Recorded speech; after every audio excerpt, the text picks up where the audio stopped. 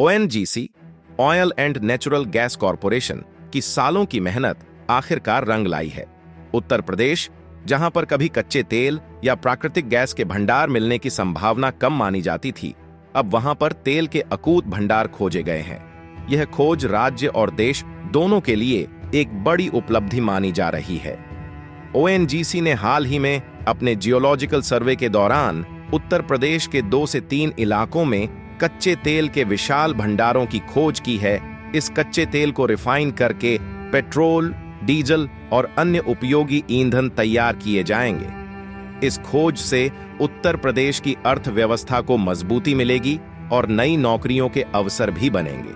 ONGC ने बड़े पैमाने पर खुदाई के लिए क्रेनों और उन्नत मशीनों को मंगवा लिया है, जिससे खुदाई का कार्य शुरू हो चुका है। इस तेल भंडार की खोज से भारत की ऊर्जा आत्मनिर्भरता में भी सुधार होगा और आयात पर निर्भरता कम होगी। इससे संभावित रूप से पेट्रोल और डीजल की कीमतों में गिरावट आ सकती है, जिससे आम जनता को बड़ी राहत मिलेगी। पेट्रोल डीजल के दाम कम होने से महंगाई पर भी नियंत्रण पाया जा सकता है और विभिन्न वस्तुओं की कीमतों में कमी आ सकती है। फिलहाल इस परियोजना पर तेजी से काम किया जा रहा है और आगे की जानकारी ONGC और संबंधित अधिकारियों द्वारा दी जाएगी। यह खोज निश्चित रूप से उत्तर प्रदेश और पूरे देश के लिए एक ऐतिहासिक उपलब्धि साबित हो सकती है। इनकी कीमतें सस्ती होने की कोई संभावना है, लेकिन जब सवाल पूछा जाए कि डीजल और पेट्रोल इतने ज्यादा भारत में महंगे क्यों हैं, तो इसका सीधा सा जवाब है कि डीजल और पेट्रोल को क्रूड ऑयल यानी कि कच्चे तेल को रिफाइंड करके बनाया जाता है।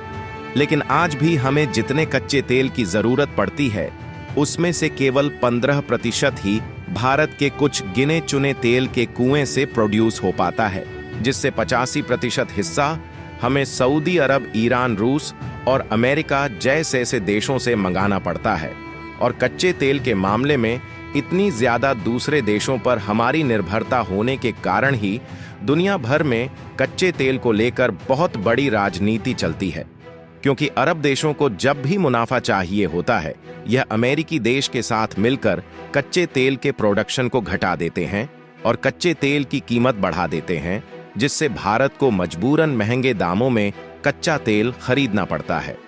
और हमने आपको पहले ही बताया कि डीजल और पेट्रोल के बिना भारत का काम बिल्कुल भी नहीं चल सकता, क्योंकि फैक्ट्री में चलने वाली बड़ी बड़ी मशीनें हों या फिर 2 पहिया, 4 पहिया और ट्रक, बसेस जैसे इंजनों से चलने वाले छोटे बड़े वाहन हो, इन सबके इंजन को या तो डीजल और पेट्रोल से चलाया जाता है या फिर CNG जैसी नेचुरल गैस से। इसीलिए हमें मजबूरन कच्चे तेल को हमेशा ही खरीदना पड़ता है, फिर चाहे सस्ते मिले या फिर महंगे।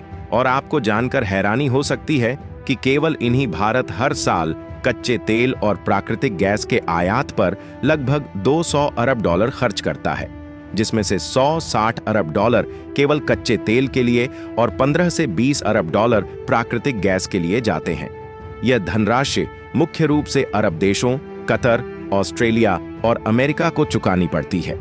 अगर यही पैसा भारत में निवेश होता तो हर साल 10 से 15 बड़े मेट्रो प्रोजेक्ट्स बन सकते थे, जिससे देश की बुनियादी ढांचे और अर्थव्यवस्था को जबरदस्त बढ़ावा मिलता। अब तक भारत कच्चे तेल के उत्पादन में अपेक्षाकृत पीछे रहा है, लेकिन तेल और गैस की खोज में भारतीय कंपनियों ने अपनी सभी संभावनाओं का भरपूर इस्तेमाल किया है।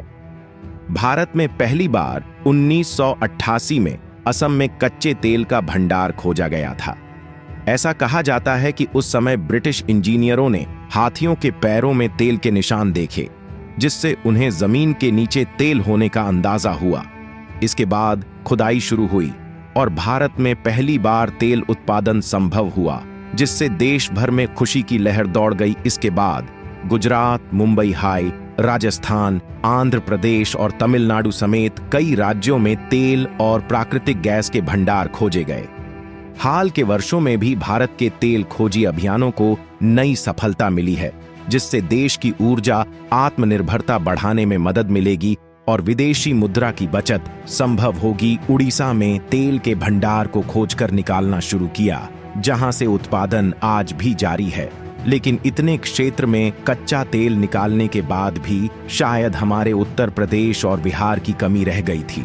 उत्तर प्रदेश में कई बार कच्चे तेल को खोजने की शुरुआत की गई, फिर भी अभी तक उत्तर प्रदेश की धरती से कच्चा तेल नहीं निकल पाया था। लेकिन भारत की दिग्गज ऑयल एक्सप्लोरेशन कंपनी ONGC के इंजीनियर भी ऐसे कहां हार मानने वाले थे, और पिछले 3 सालों से लगातार जियोलॉजिकल सर्वे करने के बाद ONGC ने उत्तर प्रदेश के टेराई क्षेत्र, शाहजहांपुर, बलरामपुर और पूर्वांचल इलाके बलिया में कच्चे तेल के भंडार ढूंढ निकाले हैं। यह इलाके अब यूपी का मिनी अरब बनने की रेस में है, क्योंकि जिस तरीके से अरब देश भारत को महंगे दामों में कच्चा तेल देकर अभी तक लूट रहे थे, उनकी लूटखोरी का मुंह भारत का कोई और राज्य नहीं बल्कि उत्तर प्रदेश ही बंद कर सकता है। क्योंकि कल्पना कीजिए कि भारत के सबसे पुराने राज्य उत्तर प्रदेश में जहां कभी गन्ने के खेत थे, वहां कच्चे तेल के कुएं खोदे जाएं और यल निकल जाए, तो यह दृश्य कैसा होगा दोस्तों? अब निश्चिंत हो जाइए, क्योंकि यह दृश्य कल्पना नहीं रही बल्कि अब हकीकत में बदल चुका है।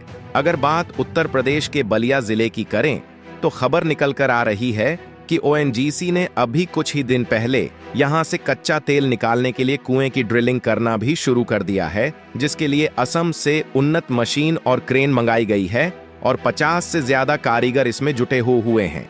भूवैज्ञानिकों ने सैटेलाइट और जियोलॉजिकल सर्वे के बाद इस क्षेत्र में पेट्रोलियम पदार्थों की संभावना जताई थी।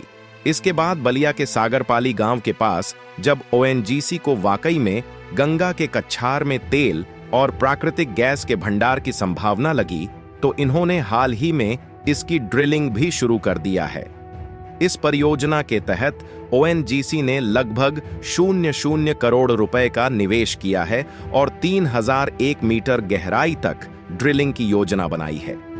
ड्रिलिंग के दौरान जमीन से निकलने वाले रासायनिक तत्वों के मैनेजमेंट के लिए तालाब खोदा गया है, जिसे हार्ड प्लास्टिक से ढका जाएगा। प्रोजेक्ट स्थल की सुरक्षा के लिए कटीले तारों की घेराबंदी की गई है और 24 घंटे गार्ड तैनात हैं। फिलहाल अगर ONGC को सफलता मिली और सही मात्रा में तेल निकला, तो हमें दूसरे देशों से महंगा तेल नहीं खरीदना पड़ेगा।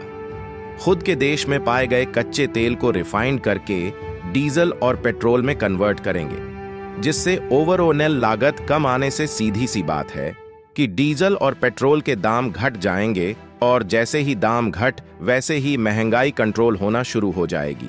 क्योंकि हम लोगों तक जितने भी सामान पहुंचते हैं वह सभी ट्रांसपोर्ट के जरिए पहुंचते हैं, और लगभग 90% सड़क परिवहन डीजल पेट्रोल पर आधारित है। वहीं हवाई परिवहन पूरी तरीके से पेट्रोल पर ही आधारित है, और इंडियन रेलवे भी 50% डीजल पर ही आधारित है। यानी कि जिस ट्रांसपोर्ट का इस्तेमाल सामानों को लाने और ले जाने के लिए किया जाता है, इसका भाड़ा कम आने से सामानों की कीमत अपने आप ही घटने लगेगी। क्योंकि ज्यादातर सामान जो हम इस्तेमाल करते हैं उनको दूर से ही ट्रांसपोर्ट के माध्यम से लाया जाता है। बहुत ही कम सामान होते हैं जो कि लोकल एरिया में प्रोड्यूस होते हैं। यानी कि यह खोज भारत के लिए सिर्फ एक तेल का कुआं नहीं बल्कि आर्थिक क्रांति का द्वार खोल सकती है, क्योंकि तेल रिफाइनिशिव साथ ही रुपया मजबूत होगा, जिससे अंतर्राष्ट्रीय कूटनीति में भारत की ताकत बढ़ेगी। फिलहाल आपका इसके बारे में क्या सोचना है? अपनी राय कमेंट में जरूर बताएं, और इस वीडियो को एक लाइक करके अपने मित्रों तक शेयर जरूर करें। और हम आपके लिए ऐसी ही जानकारी से जुड़ी वीडियो लाते हैं, उसके लिए चैनल को सब्सक्राइब जरूर करें। जय श्री राम।